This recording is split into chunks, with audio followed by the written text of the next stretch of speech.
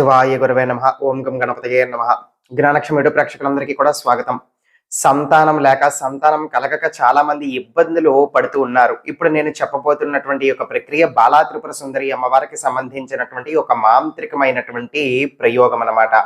ఇది ఒక తాంత్రికమైనటువంటి పద్ధతిలోకి వస్తుంది కానీ గుర్తుపెట్టుకోండి, ఇంతకు ముందు చెప్పాను తాంత్రికము అంటే భయపడేటువంటి విధంగా ఇది క్షుద్రం కాదు. మంత్రం, తంత్రం, క్షుద్రం మూడు కూడా వేరు వేరు. తంత్రం అనబడేటువంటిది భగవంతుని అతి సామాన్యంగా, సులువుగా, అతి త్వరగా ప్రసన్నం చేసుకునేటువంటి విధంగా ఒక టెక్నిక్, ఒక ప్రక్రియ విధానం అంటూ ఉంటుంది. అది తంత్రం అన్నమాట.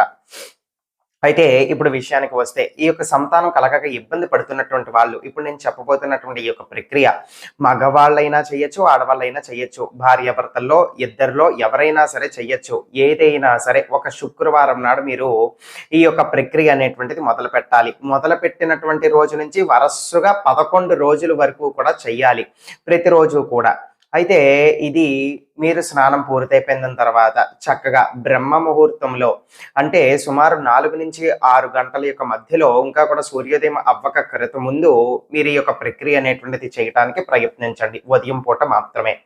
అయితే ఈ యొక్క వరుసగా ఈ యొక్క 11 రోజుల పాటు చేయాలి కదా. మొదలుపెట్టినటువంటి రోజు నుంచి ఈ యొక్క 11 రోజులు పూర్తయిపోయినంత వరకు కూడా మాంసాహారము, మద్యపానము, ధూమపానము ఎవరు కూడా చేయకూడదు.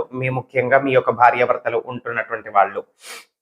మరి ఏం చెయ్యాలి అని అంటే, ఒక రాగి గాని, ఒక ఇత్తడి గాని, ఒక కంచు గాని, రాగి, ఇత్తడి, కంచు ఈ మూడిట్లో దేంతోనైనా కూడా తయారు చేయబడినటువంటి ఒక దీపపు కుందు ఉండాలి.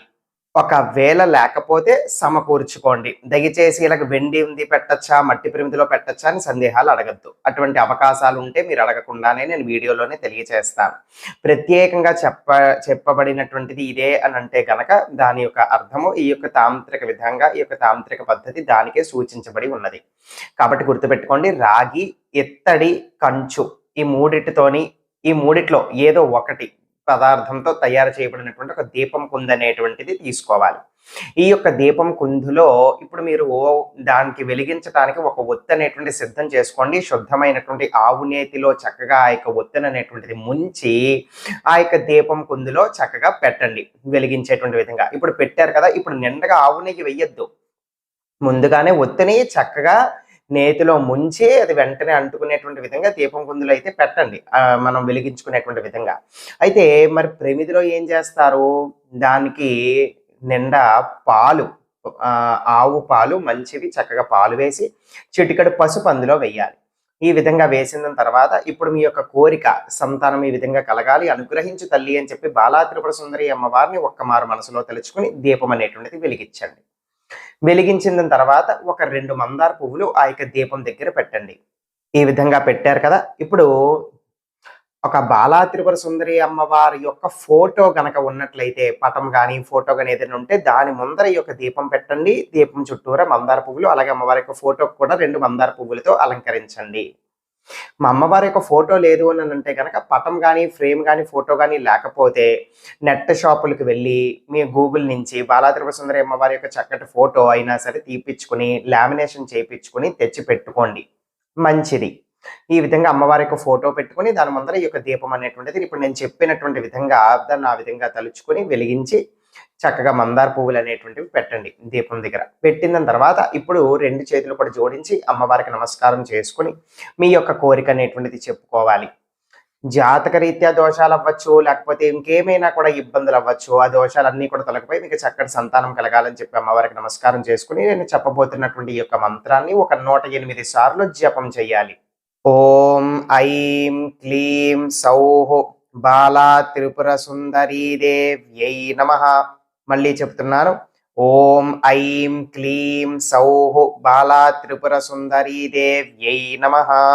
ఈ విధంగా 108 సార్లు జపం చేసిన తర్వాత ఇప్పుడు దీపం దగ్గర మనం పువ్వులు అనేటువంటివి పెట్టాం కదా, ఒక 2 మందార పువ్వులు, అందులో ఒక పువ్వైనా తీసుకొని ఒక్క రెక్క జాగ్రత్తగా ఆ యొక్క దీపం కుందులో, పాలు పసుపు అనేటువంటిది వేసాం కదా, ఇక దీపం కుందులో ముంచండి జాగ్రత్తగా. ఒక్క రెక్క వరకు కూడా దానికి తగిలేటువంటి విధంగా జాగ్రత్తగా అందులో ముంచండి. అంటే దీపం కొండెక్కిపోకుండా జాగ్రత్త పడుతారని చెప్పి చెప్తున్నాను.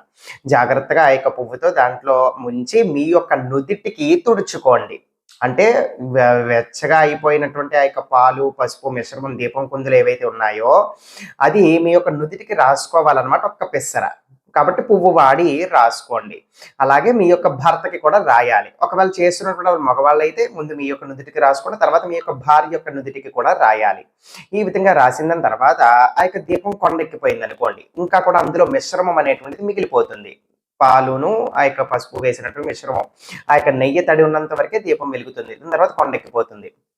అయిపోయిన తర్వాత ఇప్పుడు ఈ యొక్క దీపం కుందులో ఉన్నటువంటి ఈ యొక్క మిశ్రమాన్ని ఏదైనా అరటి చెట్టు యొక్క మొదటిలో గాని, లేకపోతే తులసి మొక్క యొక్క మొదటిలో గాని వంపేసేయాలి.